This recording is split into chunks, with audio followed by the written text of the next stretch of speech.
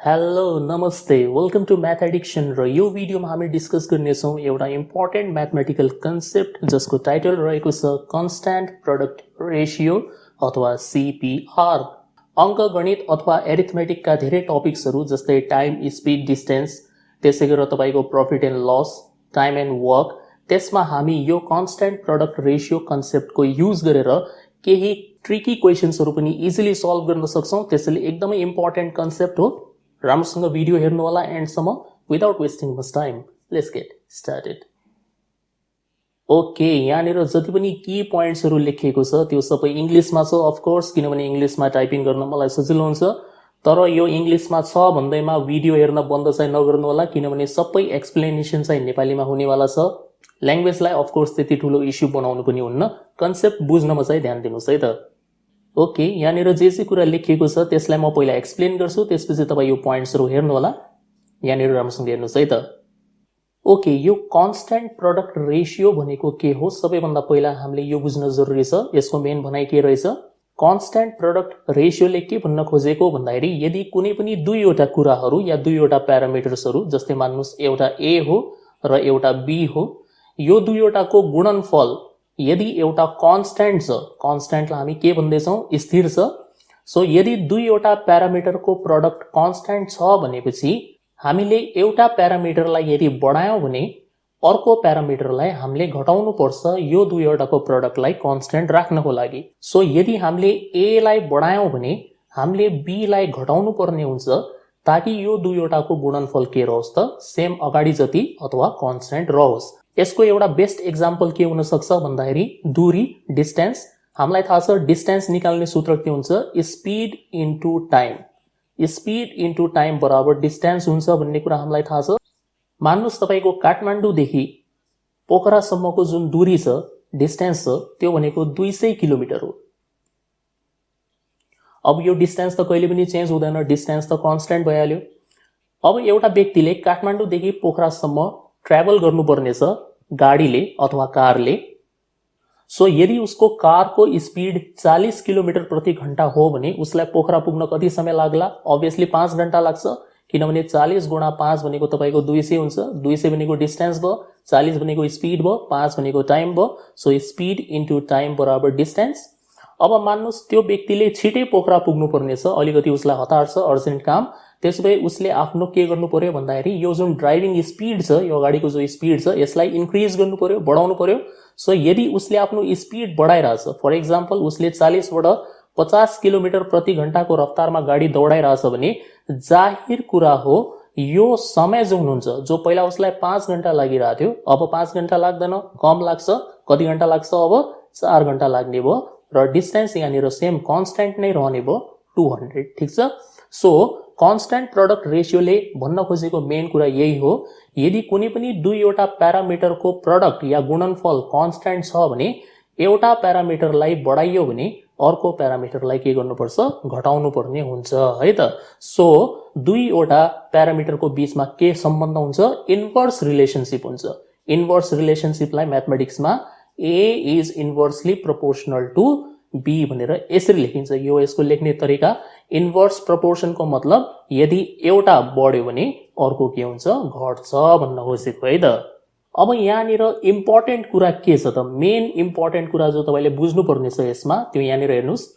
म फेरि यहाँनिर लेखिरहेको छु। यो सिचुएसन 1 के थियो? 40 किलोमिटर प्रति घण्टा, समय लाग्ने भयो 5 घण्टा र दूरी कभर गर्यो 200 किलोमिटर।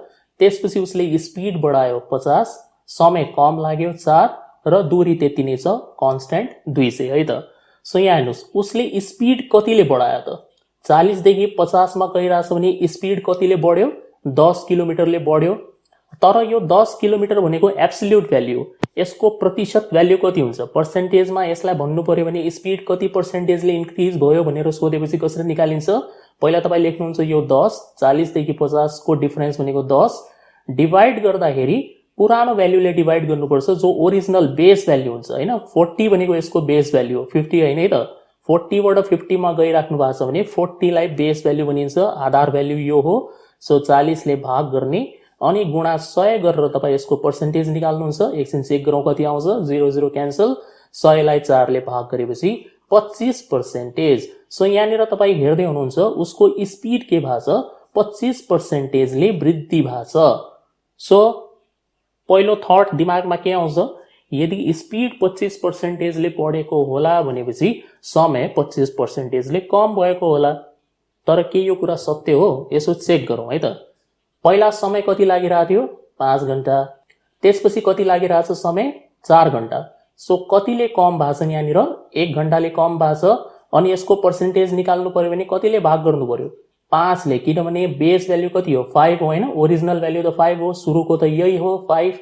सो 5 ले भाग गर्ने गुणा 100 गर्नुहुन्छ भने यसको एन्सर त 20% आयो। यो त अचम्म भइहाल्यो। हेर्नुस् यहाँनिर स्पिड 25% ले बढ्यो भने तपाईको समय चाहिँ यहाँनिर 20% ले कम भइराछ।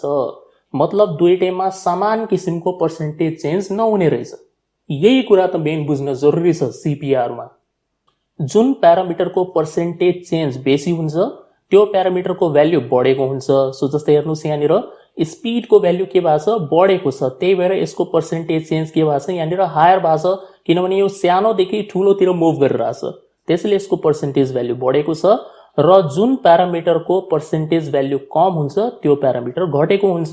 सो जस्तै 5 बाट 4 गइरहेछ, यो ठुलोदेखि सानो गइरहेछ, यो सानोदेखि ठुलो, त्यही भएर यसको पर्सेन्टेज चेन्ज बेसी छ।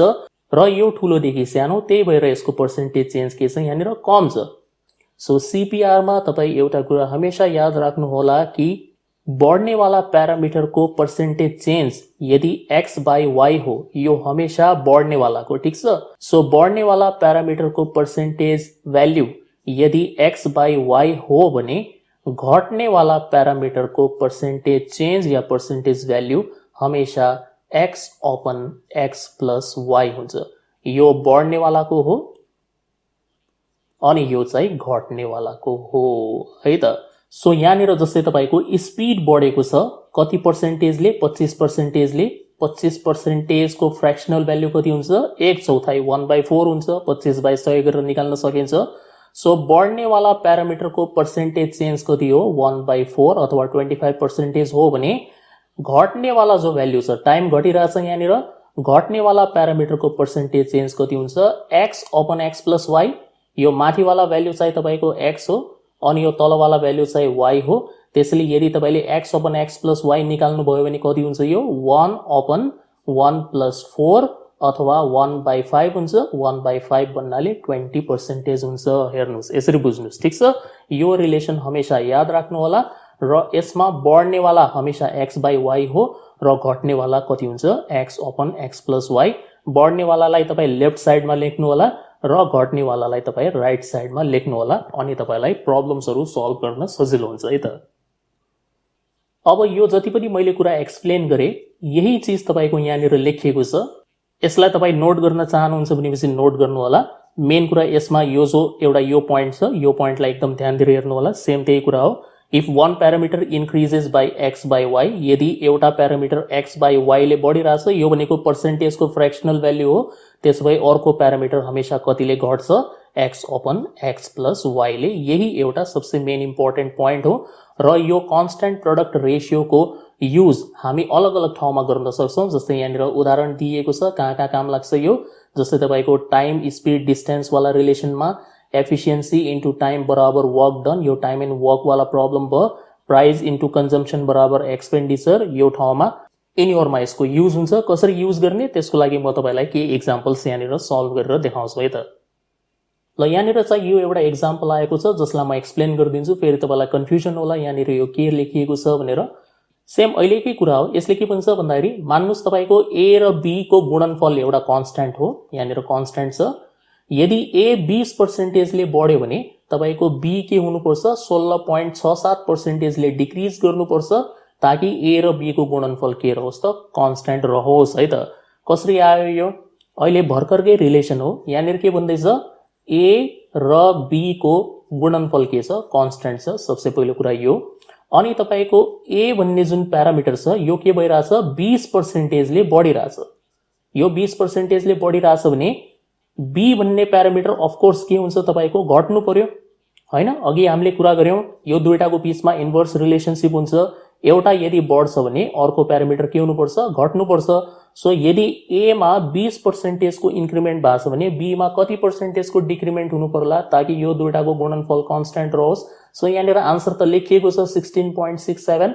कसरी आयो त्यो म सम्झाइरहेको छु। यहाँनिर हेर्नुहोस् हैन, अहिले भर्खर हामीले लेख्यौं कि ए मा यदि x बाई y को इन्क्रिमेन्ट हुन्छ भने बी मा कतिको डिक्रिमेन्ट हुन्छ, x upon x plus y को डिक्रिमेन्ट हुन्छ या घट्छ है त। सो 20% भनेको कति हो, 1/5 हो। सो यदि ए मा 20% अथवा 1/5 को वृद्धि भइरहेछ भने बी मा के हुन्छ त तपाईको x upon x plus y को डिक्रिमेन्ट हुन्छ। यहाँनिर x भन्नाले के हो 1 अनि x प्लस y भनेको यो दुईटालाई जोड्ने हो हामीले। सो 1 प्लस 5 त यो भयो 1/6। 1/6 को पर्सेन्टेज भ्यालु हुन्छ 16.67 है त। सो यहाँनिर हेर्नुभयो कसरी आयो यो रिलेसन। यस्तो टाइपको रिलेसन्सहरुलाई बेटर तरिकाले बुझ्नको लागि तपाई 2-4 एक्जाम्पल आफै लेखेर प्र्याक्टिस गर्न सक्नुहुन्छ हैन। यसरी कलम बनाएर गर्नु होला, यता ए लेख्नु यता बी लेख्नुस्, ठीक छ। जस्तै मान्नुस् ए लाई तपाईले के गर्नुभयो 25% ले बढाइदिनु भयो, यो बढ्यो। अब त्यसो भए तपाई बताउनुस् कि बी कति % ले घटेको होला। सो हामी यसलाई यसरी गर्छौं, 25% भनेको 1/4 1/4। यो बढिरहेछ भने जाहेर कुरा हो यो घट्छ। घट्नेवाला रिलेसन के हुन्छ, x upon x plus y, x भनेको 1, x प्लस y भनेको 1 प्लस 4। सो यो भयो 1/5। 1/5 भन्नाले 20% ले कम भयो। अब एउटा रिभर्स एक्जाम्पल लियौं। यहाँनिर हामीले बढ्ने केस मात्र हेर्यौं, ए बढ्यो बी घट्यो। सो फर एक्जाम्पल मान्नुस् तपाईको ए घट्यो अरे, कतिले भन्दाखेरि 30% ले घट्यो। घटेको छ भनेपछि यता साइडमा राख्नु होला हमेशा, ठीक छ। यो एउटा अब नियम त भएन हैन, तर पनि तपाईले यो प्र्याक्टिस फलो गर्नुभयो भने तपाईलाई बुझ्न सजिलो हुन्छ क्या।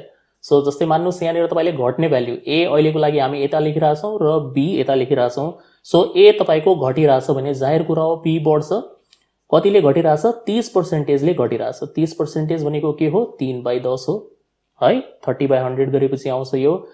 अब यो घटेको वाला हमेशा के हुन्छ, x upon x plus y हुन्छ। यो भुल्नु भएन कहिले पनि, घटेको वाला x upon x plus y हो र बढेको वाला x बाई y हो, ठीक छ। दिमागमा फिट गर्नुस् यसलाई। सो यहाँनिर x को भ्यालु 3 हो अनि यो जुन तल्लोपट्टिको 10 छ यो 10 ले चाहिँ x प्लस y बुझाउँछ। सो यो 10 ले यदि x प्लस y बुझाउँछ भने यहाँबाट y को भ्यालु कति हुन्छ, y को भ्यालु त 7 हुन्छ। कसरी 7 भयो, किनभने x भनेको तपाईको 3 हो अनि यो x लाई यहाँनिर 3 द्वारा रिप्लेस गर्ने हो भने 3 प्लस y भनेको 10 हो। त्यसो भए y को मान त 7 नै होला। अब बताउनुस् b कतिले बढ्ला, बढ्ने भ्यालु हमेशा कति हुन्छ, x अपन y हुन्छ। x को भ्यालु छ 3, y को भ्यालु भयो 7, 3/7। यसलाई तपाई पर्सेन्टेजमा चेन्ज गर्न सक्नुहुन्छ। 1/7 भनेको तपाईको 14.28% हुन्छ। त्यसो भए 3/7 निकाल्नको लागि तपाईले यो 14.28% लाई 3 ले गुणा गर्दिने हो। 14 गुणा 3 गर्ने हो भने 42 भइहाल्छ यो। 28 को 3 गुणा भनेको 84 भयो। सो 42.84% है त। यति हुन्छ एप्रोक्सिमेटली। सो यसरी तपाई के एक्जाम्पल्सहरु लेखेर प्र्याक्टिस गर्नु होला। यसको मेन पोइन्ट भनेको जो तपाईले दिमागमा राख्नुपर्छ, बढ्ने वाला भ्यालु x बाई y, घट्ने वाला value x upon x plus y, बढ्ने वाला भ्यालु लेफ्ट साइडमा लेख्ने, घट्ने वाला भ्यालु राइट साइडमा लेख्ने। सक्यो, ठीक छ। ल अब हामी के एक्जाम्पल्सहरु प्र्याक्टिस गरेर यो कुरालाई राम्रोसँग बुझ्ने कोसिस गर्छौं। एक्जाम्पल्स है त। सो यहाँनिर तपाई 4 क्वेशन हेर्न सक्नुहुन्छ। म एक एक गरेर तपाईलाई सल्भ गरेर देखाउँछु यहाँनिर। सबसे पहिलो question, first question, price of sugar goes up by, यो इज हुँदैन यहाँनिर, price of sugar goes up by 20%, चीनीको मूल्य 20% ले वृद्धि भयो। गोज अप को मतलब इन्क्रिज भयो। Find the percentage reduction in consumption a family should adapt so that the expenditure remains constant. अब यसको नेपाली ट्रान्सलेसन सुन्नुस्। यदि चीनीको मूल्य 20% ले वृद्धि भयो भने खपत कति प्रतिशतले कम गर्नु पर्ला ताकि एउटा परिवारको बजेट कन्स्टेन्ट रहोस् अथवा खर्च कन्स्टेन्ट रहोस्, स्थिर रहोस्, खर्चमा परिवर्तन आउनु भएन है त। सो हामीलाई थाहा छ कि प्राइस इन्टु कन्जम्पसन बराबर एक्सपेन्डिचर हुन्छ। मूल्य गुणा खपत बराबर खर्च। पी भनेको प्राइस भयो, रुपीजमा नापिन्छ यो। कन्जम्पसन क्वान्टिटी भयो, किलोग्राम ग्राम जसमा नाप्नुस् यसलाई। र यो एक्सपेन्डिचर भयो, यो रिलेसन हुन्छ हाम्रो। सो यहाँनिर हेर्दै हुनुहुन्छ कस्तो फिल आइरहेछ, ए इन्टु बी बराबर के वाला कन्स्ट्यान्ट वाला। अब हेर्नुहोस् हामी कति इजी तरिकाले यसलाई सल्भ गर्न सक्छौँ कन्स्ट्यान्ट प्रोडक्ट रेसियोको युज गरेर। सो यहाँ भयो प्राइस, यहाँ भयो तपाईँको कन्जम्सन या क्वान्टिटी। यसले के भन्दैछ, प्राइस 20%ले बढ्यो रे, बढ्नेवाला भ्याल्यु हमेसा लेफ्ट साइडमा लेख्ने। सो यहाँनिर को बढिरहेछ, प्राइस बढिरहेछ भने कन्जम्सन के गर्नु पर्यो, हामीले डेफिनेटली कम गर्नु पर्यो। सो प्राइस 20%ले बढिरहेछ, 20% को मतलब कति हुन्छ, 1/5, 20/100 गरेर निकाल्नु होला। त्यसो भए तपाईँको कन्जम्सन के हुनु पर्यो, कम हुनु पर्यो, घट्नु पर्यो। कति पर्सेन्टेजले घट्नु पर्यो भनेर सोधिरहेछ यहाँनिर। सो हामीले अहिले भर्खर सिक्यौँ घट्नेवाला पर्सेन्टेज के हुन्छ, हमेसा x upon x plus y। यहाँनिर x भनेको 1 हो, सो यो 1 भइहाल्यो। x प्लस y को मतलब यो दुईटालाई जोड्ने, सो 1 + 5 यो हुन्छ 1/6। 1/6 भन्नाले 16.67%। आन्सर हेर्नुहोस् कति फास्ट। सो अब यसको पुरै समरी के भयो, यदि चिनीको मूल्य 20%ले वृद्धि भयो भने हामीले खपत कति प्रतिशतले कम गर्नुपर्छ, 16.67%ले कम गर्नुपर्छ, ताकि हाम्रो चिनीमा लाग्ने खर्च परिवर्तन नहोस् है त। अच्छा अर्को हेर्नु, सेकेन्ड क्वेसन यहाँनिर के छ, an architect is planning to increase the length of a rectangular room by 10%। यहाँनिर इन्क्रिज भनेको छ, फेरि यो वर्ड नोट गर्नु होला, increase. Without increasing the area of the room by what percentage must he reduce the breadth of the room. अब जस्तै यहाँनिर रेक्टेङ्गलको कुरा चलिरहेछ, आयतको। सो तपाईँलाई थाहा छ आयतको क्षेत्रफल निकाल्ने सूत्र के हुन्छ, length into breadth. So length into breadth बराबर एरिया। अब यो एरियालाई हामीले के गर्नुपर्ने छ, कन्स्ट्यान्ट राख्नुपर्ने छ। क्वेसनले भनिरहेछ यहाँनिर कि without increasing the area of the room, त्यो जो रुम बनाउने आर्किटेक्ट छ उसले लेन्थमा 10% को वृद्धि गर्न चाहन्छ, त्यसो भए ब्रेथमा कति प्रतिशतको कमी गर्नु पर्ला ताकि यो कोठाको क्षेत्रफल परिवर्तन नहोस्। प्रश्नले भन्न खोजेको यो हो। त सेम अगाडि जस्तै अब त तपाईँ आफै पनि गर्न सक्नुहुन्छ हैन, खासै गाह्रो केही पनि भएन। हामी लेन्थलाई के गरिरहेछौँ, बढाइरहेछौँ, त्यसो भए ब्रेथलाई के गर्नुपर्छ, कम गर्नुपर्छ। बढ्नेवाला भ्याल्यु लेफ्ट साइडमा, घट्नेवाला भ्याल्यु राइट साइडमा। कति पर्सेन्टेजले बढिरहेछ, यो 10%ले बढिरहेछ। 10% भनेको कति हो, 1/10 हो, x/y भयो, यहाँ लेखिदिन्छु म x/y। त्यसो भए घट्नेवाला पर्सेन्टेज कति हुन्छ, x upon x plus y हुन्छ। यहाँनिर x को भ्याल्यु 1 हो, x प्लस y भनेको 1 + 10, त यो भइहाल्छ हाम्रो 1/11। 1/11 भनेको 9.09% हुन्छ एप्रोक्सिमेटली है त। सो यदि लम्बाइ 10%ले बढाइयो भने चौडाइलाई 9.09%ले कम गर्नुपर्छ कोठाको क्षेत्रफल जस्ताको त्यस्तै राख्नको लागि है त। थर्ड इक्जाम्पल हेर्नुहोस्, एउटा इम्पोर्टेन्ट क्वेसन, अलिक यसलाई माथि गरिदिन्छु है त। ल यहाँ हेर्नुहोस्, efficiency of A is 33.33% more than that of B. A को काम गर्ने क्षमता बी भन्दा 33.33% बेसी छ। B takes 24 days to complete a work. B लाई कुनै काम गर्न 24 दिन लाग्छ भने ए लाई त्यही काम गर्न कति दिन लाग्छ भनेर सोधिरहेछ हामीलाई, ठिक छ। सो यहाँनिर तपाईँले बुझ्नु पर्यो क्वेसन नम्बर 3 मा कुनै पनि व्यक्तिको काम गर्ने क्षमता एफिसियन्सी र त्यसलाई लाग्ने जो समय हुन्छ त्यो मिलाएर तपाईँको टोटल काम बन्छ, वर्क डन। यो रिलेसन हो है, एफिसियन्सी इन्टु टाइम बराबर वर्क डन। अब यहाँनिर के भन्दैछ भन्दाखेरि ए को जो क्षमता छ त्यो 33.33% बेसी छ बी भन्दा, बेसी, मोर भनिरहेछ, बढी नै दिएको छ यहाँनिर, बी भन्दा 33.33%। अब यो जो 33.33% हो यो भनेको तपाईँको 1/3 हुन्छ है त, 1/3 हुन्छ यसको फ्र्याक्सनल भ्याल्यु। जसरी 50% भनेको आधा हुन्छ, 33.33% भनेको 1/3 हुन्छ है त। सो यहाँनिर तपाईँ यसरी बुझ्नुहोस् कि यो जो ए को एफिसियन्सी छ यो 33.33% अथवा 1/3 ले के छ, बेसी छ, बढी छ हैन, मोर देन भनिरहेछ, इन्क्रिज भएको छ यो। त्यसो भए यो ए लाई लाग्ने जो समय छ त्यो त डेफिनेटली कम होला, किनभने एफिसियन्सी यदि बढिरहेछ भने समय जो ए लाई लाग्ने समय छ त्यो के हुन्छ, डेफिनेटली कम हुन्छ, कम समय लाग्छ उसलाई। कुनै व्यक्तिको काम गर्ने क्षमता बेसी छ भने उसलाई काम गर्न त कम समय लाग्छ, एकदम लजिकल कुरा हो। सो एफिसियन्सी यदि 1/3 ले बढ्यो, यो x/y हो भने उसलाई लाग्ने समय कति पर्सेन्टेजले कम भइहाल्छ, x upon x plus y ले। बढ्नेवाला भ्याल्यु यता, घट्नेवाला भ्याल्यु यता, सो यो हुन्छ हाम्रो 1/1+3 अथवा 1/4। 1/4 भन्नाले 25%। सो यसको मिनिङ के भयो, मिनिङ बुझ्नुस् पहिला, एन्सर होइन यो, मिनिङ बुझ्नुस्। यसको मिनिङ भयो ए को क्षमता यदि 33.33% बेसी छ बी भन्दा, त्यसो भए उसलाई लाग्ने समय बी को भन्दा 25% कम हुन्छ। अब हेर्नुस् यहाँनिर क्वेशनमा तपाईलाई बी को लाग्ने समय 24 दिन दिएको छ। बी लाई 24 दिन लाग्छ भने ए लाई त्यो भन्दा 25% कम लाग्छ। सो निकाल्न सकिन्छ एकदम इजिली। ए लाई लाग्ने समय त्यसो भए कति होला भनेर सोधेपछि तपाई यसरी निकाल्न सक्नुहुन्छ।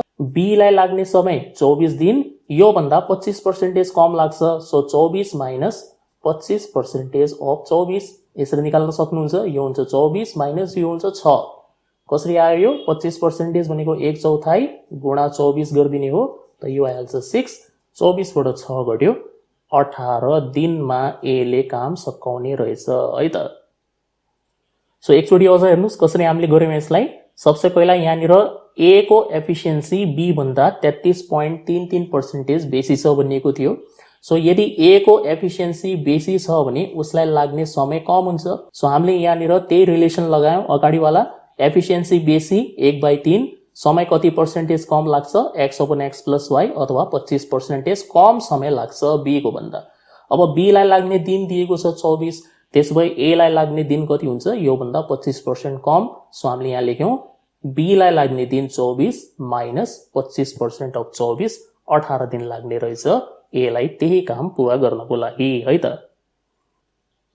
अब म तपाईलाई यसको एउटा यस्तै क्रस क्वेशन बताइदिन्छु। अब त्यहाँ त छैन लिस्टमा, तर पनि हेर्नुस् यहाँनिर। सपोज मान्नुस् यस्तो भएको भए ए को जो क्षमता छ, ए भन्ने व्यक्तिको क्षमता यो बी भन्दा लेट्स से 20% कम छ अरे, कम है त। त्यहाँ त बेसी दिएको थियो, यहाँ मैले कम लिइरहेको छु जानी। सो ए को काम गर्ने क्षमता 20% कम छ भने उसलाई काम सकाउन कति दिन लाग्छ, यदि बी लाई त्यो काम सकाउन लेट्स से 30 दिन लाग्छ भने।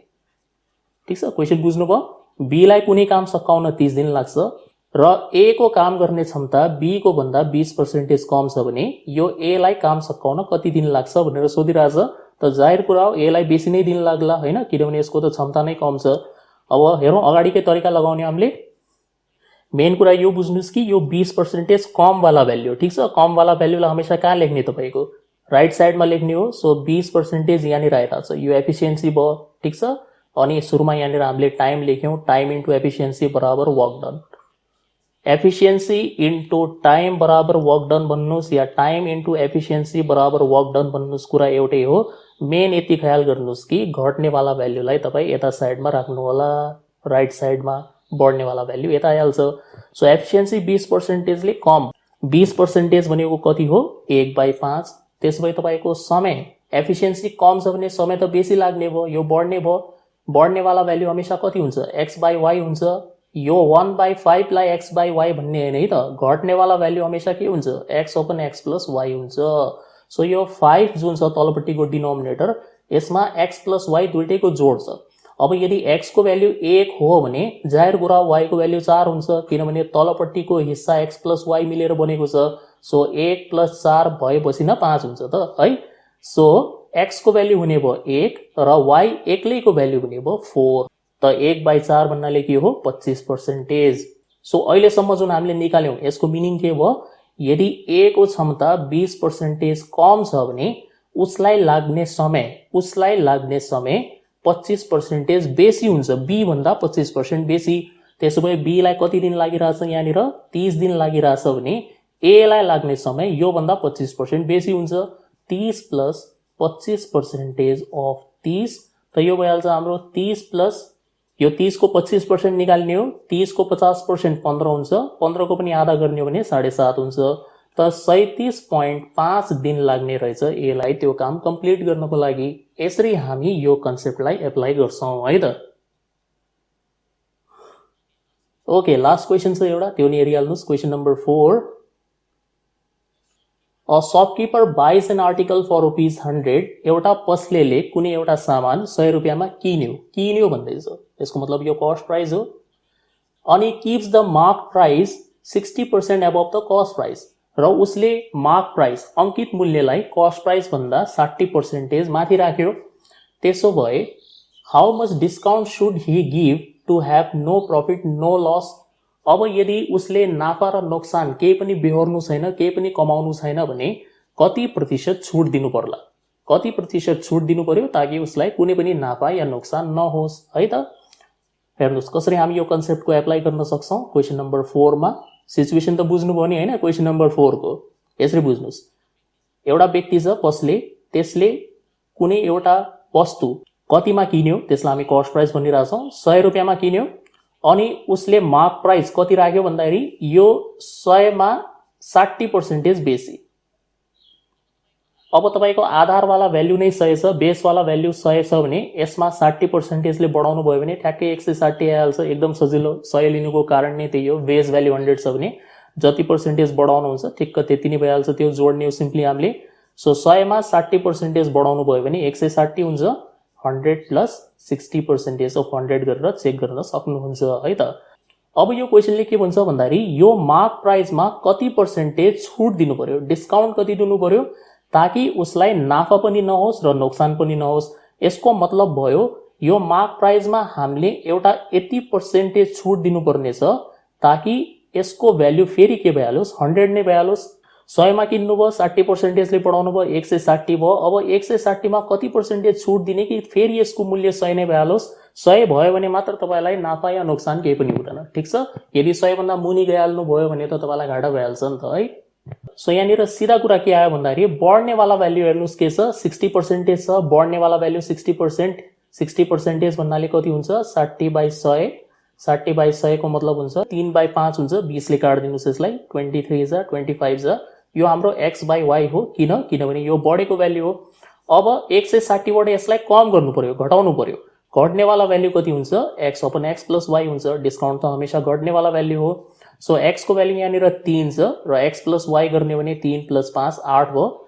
3/8 को भ्यालु हुन्छ तपाईको 37.5%। 1/8 भनेको 12.5% हुन्छ। निकाल्न सक्नुहुन्छ, कसरी निकाल्ने, 1/8 गुणा 100 गरेर। त्यसो भए 3/8 भनेको के हुन्छ, यसको 3 गुणा गर्नु पर्यो। सो 12.5 को 3 गुणा गर्नु भने 37.5%। यसलाई तपाईं यसरी भेरिफाई गर्न सक्नुहुन्छ कि यो हिसाब ठीक भयो, यसरी चेक गर्न सकिन्छ। मार्क प्राइस 160 हो, यसमा 37.5% को छुट दिएर हेर्नुस् त 37.5% अफ 160 गरेर हेर्नुस्। सो यो हुन्छ 160, 37.5% भनेको 3/8 गुणा 160। 8 ले 160 लाई काट्यो 20 चोटी अनि यो हुन्छ 160 माइनस 20 गुणा 3 60। कति आयो तपाईको आन्सर, 100 आयो कि आएन। 100 भन्नाले ठ्याक्क कहाँ पुग्नु भयो, कस्ट प्राइस जतिकै मूल्यमा पुग्नु भयो। सो क्रय मूल्य पनि 100, बिक्री मूल्य पनि 100, न नाफा न नोक्सान। यसरी हामीले बुझ्नुपर्छ है त। सो हेर्नुभयो कसरी कन्स्ट्यान्ट प्रोडक्ट रेशियोलाई हामी अलग अलग ठाउँमा एप्लाई गर्न सक्छौं। क्वेशन्सहरु फास्ट सल्भ गर्नको लागि स्टिल तपाईलाई केही कन्फ्युजन छ भने भिडियोलाई एकचोटी अझ रिवाइन्ड गरेर हेर्नु होला, तपाईको डाउट क्लियर भइहाल्छ है त। ल यो भिडियोमा यति नै। होप यसमा डिस्कस गरेको सबै प्रब्लम्सहरु तपाईले राम्रोसँग बुझ्नु भएको होला। मेन कुरा कन्सेप्टमा ध्यान दिनु होला, कन्सेप्ट राम्रोसँग बुझ्नु होला। कन्सेप्ट तगडा छ भने तपाई एक्जाममा जुनसुकै क्वेशनमा लजिक एप्लाई गर्न सक्नुहुन्छ। यदि यो भिडियो मन परेको छ भने लाइक र शेयर पक्कै पनि गर्नु होला र मेरो YouTube च्यानल म्याथ एडिक्सनलाई सब्स्क्राइब गर्न चाहिँ नभुल्नु होला। म यस्तै युजफुल भिडियोज लिएर टाइममा तपाईको लागि आउँदै गर्नेछु। अहिलेको लागि बिदा हुन्छु। Thank you for watching the video. See you again.